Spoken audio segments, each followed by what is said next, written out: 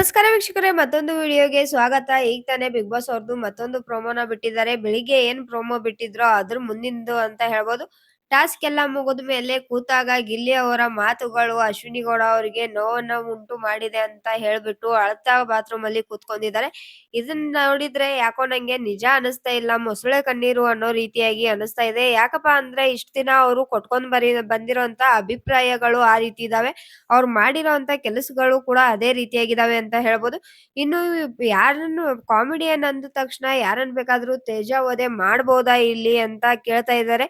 ಅವನು ಕಾಮಿಡಿಯನ್ನು, ಅವನು ಕಾಮಿಡಿ ಮಾಡ್ತಾನೆ ಅಂತ ಗೊತ್ತಿದ್ರು ಕೂಡ ಅದನ್ನ ಯಾಕೆ ಸೀರಿಯಸ್ ಆಗಿ ತಗೋಬೇಕು ಅಲ್ವಾ? ಇದೇನ್ ಫಸ್ಟ್ ಟೈಮ್ ಅಲ್ಲ, ಎರಡನೇ ಸರ್ತಿ ಅಲ್ಲ, ತುಂಬಾ ಸರ್ತಿ ಈ ರೀತಿಯಾಗಿ ಅವರು ಕಾಮಿಡಿನ ಮಾಡ್ತಾನೆ ಇರ್ತಾರೆ. ಹಾಗಂತ ಅದನ್ನ ಅತಿಯಾಗಿ ಪರ್ಸನಲ್ ಆಗಿ ತಗೋತಾ ಇರೋದು ನಿಮ್ಮ ತಪ್ಪು ಅಂತ ಹೇಳ್ಬೋದು. ಇನ್ನು ನೆಕ್ಸ್ಟ್ ನೋಡೋದಾದ್ರೆ ಇಲ್ಲಿ ಮೊದ್ಲಿಗೆನೆ ಅಶ್ವಿನಿ ಗೌಡ ಅವ್ರದೇನೆ ಎಷ್ಟೋ ಜನರಿಗೆ ಮರ್ಯಾದೆನ ಕಳ್ಕೊಂಡು ಮರ್ಯಾದೆ ಕೊಡ್ದಿರ ಹೆಂಗ್ ಬೇಕ್ ಹಂಗೆ ಬಾಯಿಗೆ ಬಂದಂಗ್ ಮಾತಾಡ್ಕೊಂಡೇ ಬಂದಿದ್ದಾರೆ. ಇವತ್ತಿನ ಪ್ರೋಮೋದಲ್ಲೇ ನೋಡಿರ್ಬೇಕು, ಇವ್ನೇ ಅವನು, ಅವನೇ ಅವನು, ನೀನು ತಾನು ಅಂತ ಮಾತಾಡ್ತಾರೆ. ಯೋಗ್ಯತೆ ಬಗ್ಗೆ ಮಾತಾಡ್ತಾರೆ. ಅವ್ರಿಗೆ ಮಾತಾಡ್ಬಾರ್ದು, ತಿರುಗ್ಬೋಸ್ ಮಾತ್ರ ಮಾತಾಡಬಾರ್ದು ಅನ್ನೋ ರೀತಿಯಾಗಿ ಹೇಳ್ತಾರೆ. ಇದು ಎಷ್ಟು ಸರಿ? ತಾವು ಒಬ್ಬರಿಗೆ ಮಾತಾಡ್ತಾ ಇದ್ದೀವಿ ಅಂದ ತಕ್ಷಣ ಅವರು ಕೂಡ ಮಾತಾಡೇ ಮಾತಾಡ್ತಾರೆ. ಒಂದ್ ದಿನ ರೆಸ್ಪೆಕ್ಟ್ ಕೊಡ್ತಾರೆ, 2 ದಿನ ರೆಸ್ಪೆಕ್ಟ್ ಕೊಡ್ತಾರೆ. ಪದೇ ಪದೇ ರೆಸ್ಪೆಕ್ಟ್ ಕೊಡೋಕಂತೂ ಚಾನ್ಸೇ ಇಲ್ಲ ಅಂತ ಹೇಳ್ಬೋದು. ಇಲ್ಲಿ ಅಶ್ವಿನಿ ಗೌಡ ಅವರಿಗೆ ಮರ್ಯಾದೆ ಸಿಗ್ತಾ ಇಲ್ಲ ಅಂದ್ರೆ ಅದಕ್ಕೆ ಮೂಲ ಕಾರಣನೇ ಅಶ್ವಿನಿ ಗೌಡ ಅವರು ಅಂತ ಹೇಳ್ಬೋದು.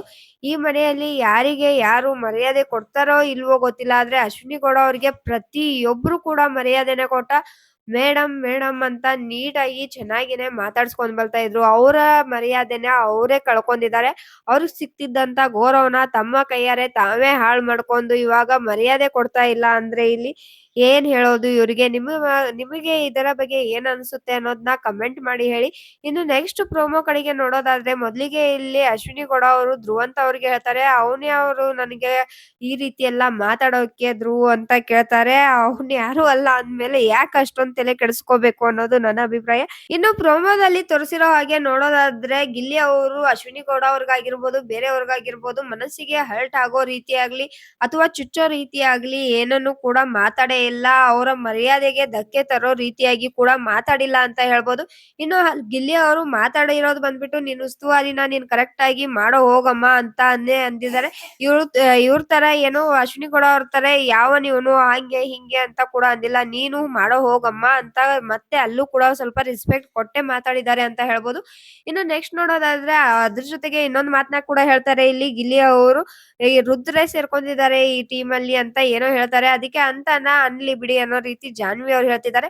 ಇನ್ನು ಧನುಷ್ ಅವರು ಹೇಳ್ತಾ ಇದಾರೆ ಏನಂದ್ರೆ, ವ್ಯಾಲ್ಯೂ ಇಲ್ದೇ ಇರೋನ್ಗೋಸ್ಕರ ಯಾಕೆ ಅಳ್ತೀರಾ ಬಿಡಿ ಅಂತ ಕೂಡ ಹೇಳ್ತಾರೆ. ಅವರು ಏನೋ ಒಂದ್ ಸಮಾಧಾನ ಮಾಡ್ಬೇಕಲ್ಲ ಅನ್ನೋ ರೀತಿಯಲ್ಲಿ ಹೇಳಿದ್ದಾರೆ ಅನ್ಕೊಂಡ್ರು ಹೋಗ್ಲಿ ಬಿಡು ಅನ್ಬೋದು. ಆದ್ರೆ ಇಲ್ಲಿ ಅಶ್ವಿನಿ ಗೌಡ ಅವರು ಮಾಡ್ತಾ ಇರೋದು ಹೈ ಡ್ರಾಮಾ ಕ್ರಿಯೇಟ್ ಮಾಡಕ್ಕೆ ಮಾಡ್ತಾ ಇದ್ದಾರೆ ಅಂತ ಹೇಳ್ಬೋದು. ಲಾಸ್ಟ್ ವೀಕು ತಮ್ಗ್ ಇಷ್ಟ ಇಲ್ಲ ಅಂದ್ರು ತಮ್ಮ ಮನಸ್ಸಲ್ಲಿ ಒಂದಿದ್ರುನು ಆಚೆ ಕಡೆ ಒಂದು ಅನ್ನೋ ರೀತಿಯಾಗಿ ಯಾರಿಗೆ ರಕ್ಷಿತಾ ಅವ್ರು ಹೇಳಿದಕ್ಕೆಲ್ಲ ಜೈ ಜೈ ಅಂದು ಸೈಲೆಂಟ್ ಆಗಿದ್ರು ಅಂತ ಹೇಳ್ಬೋದು. ಈ ವಾರ ಕಣ್ಣೀರ್ನ ಸುರಿಸ್ಕೊಂಡು ನಾನು ಏನೋ ಜಾಸ್ತಿ ಜನನ ಸಂಪಾದನೆ ಮಾಡ್ಬೇಕು ಅಂತ ಏನಾದ್ರು ಟ್ರೈ ಮಾಡ್ತಿದಾರೆ ಏನು ಅಂತ ನೋಡ್ಬೇಕು. ಇನ್ನು ಇಲ್ಲಿ ಇನ್ನೊಂದ್ ಮಾತನ್ನ ಕೂಡ ಹೇಳ್ತಾರೆ, ಮರ್ಯಾದೆ ಇಲ್ದೇ ಇರೋ ಜಾಗದಲ್ಲಿ ಇರ್ಬೇಕು ಅಂತ ಅನ್ಸುತ್ತಾ ಅಂತ ಕೇಳ್ತಿದ್ದಾರೆ.